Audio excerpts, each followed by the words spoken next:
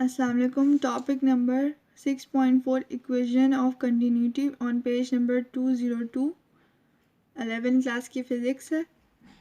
Page number 202 है और equation of continuity आज हमारा टॉपिक है। आज हम ये पढ़ेंगे। सबसे पहले इक्वेशन ऑफ कंटिन्यूटी पढ़ने से पहले एक एमसीक्यूज आता है कि इक्वेशन ऑफ कंटिन्यूटी किस पे बेस करती है। ये बेस करती है law of conservation of mass.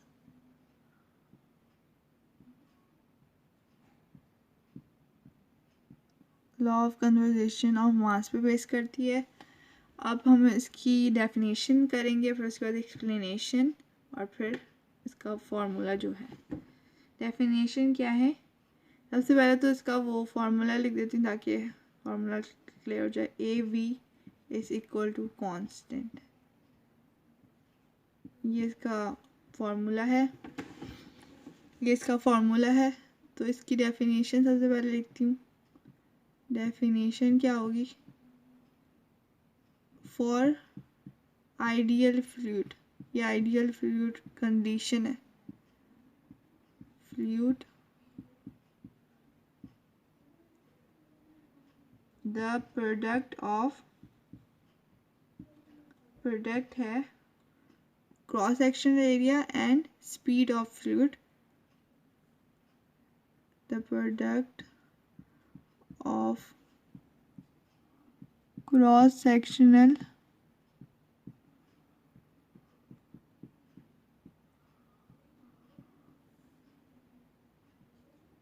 Area and speed of fluid is constant।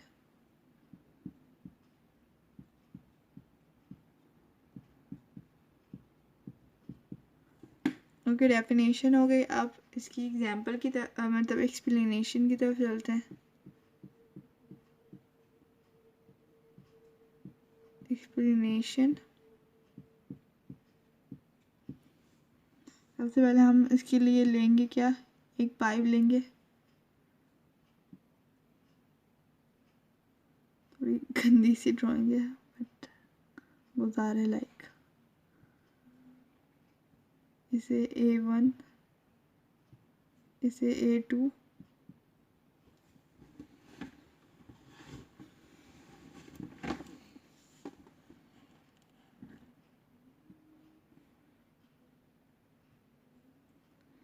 इसका जो डिस्टेंस होगा वो डेल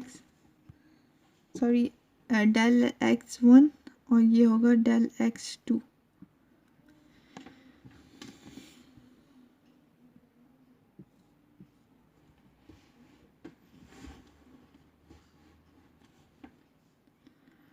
तो सबसे पहले हम कंसीडर क्या करेंगे? यूनिफॉर्म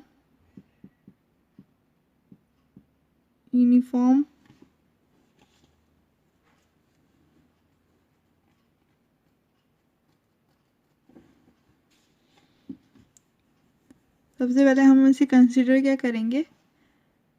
सबसे पहले आइडियल फ्लूइड होना चाहिए। आइडियल फ्लूइड और नॉन यूनिफॉर्म साइज होना चाहिए। यूनिफॉर्म साइज यानी इसका साइज और इसका साइज सेम नहीं है, डिफरेंट है। नॉन यूनिफॉर्म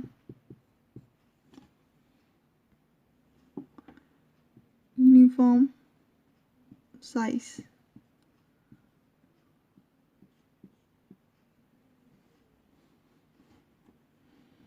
सबसे पहले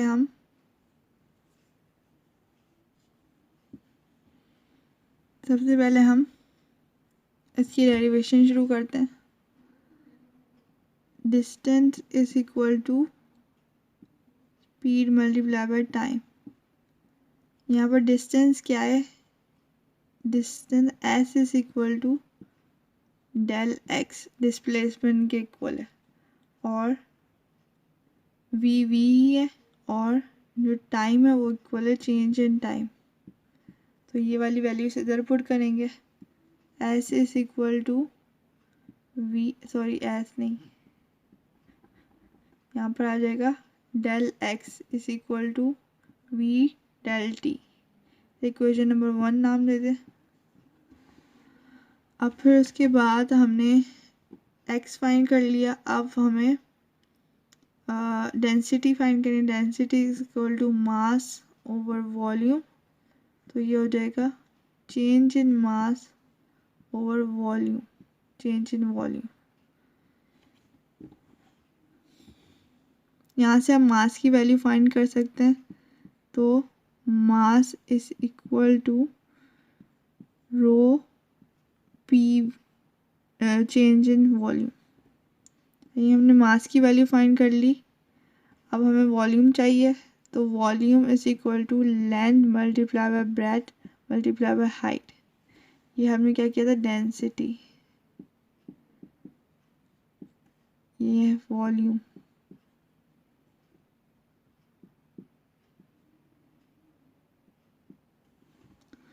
length into breadth into height.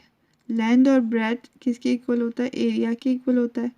और हाइट किसके इक्वल है, ये डिस्टेंस के।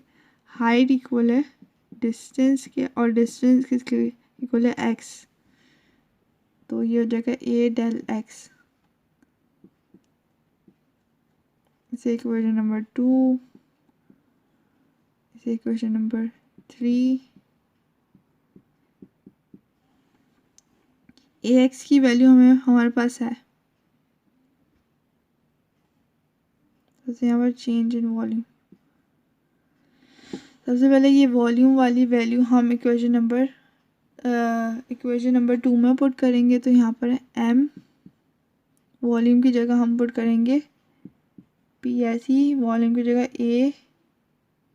ए डेल एक्स। अब एक्स की जगह इक्वेशन नंबर 1 से ये वाली वैल्यू पुट करेंगे m p a v del t. सही है, ये हमारे पास वैल्यू आ गई। उसकी एम की वैल्यू, मास की वैल्यू आ गई। और इस केस में मास यहाँ पर सेम है क्योंकि यहाँ पर कोई हमारे पास सोर्स नहीं है। m1 del m2 is equal to del m। सही है, मास हमारे यहाँ पर सेम ही है। सही है, तो for upper case m1 is equal to p a1 v1 del t और m2 is equal to p a2 v2 del 2। अब इक्वेटिंग ये कौन सी हो जाएगी, ये 4 हो जाएगी और ये 5 हो जाएगी। अब इक्वेटिंग इक्वेशन नंबर 4 एंड 5 करेंगे तो क्या आएगा हमारे पास,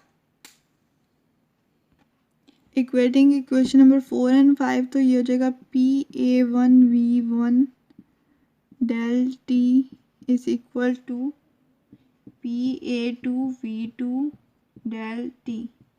यहाँ से रो कट जाएगा, डेल टी कट जाएगा, यहाँ पर बच जाएगा a1 v1 is equal to a2 v2। तो हम इसे ऐसे भी लिख सकते हैं a v is equal to constant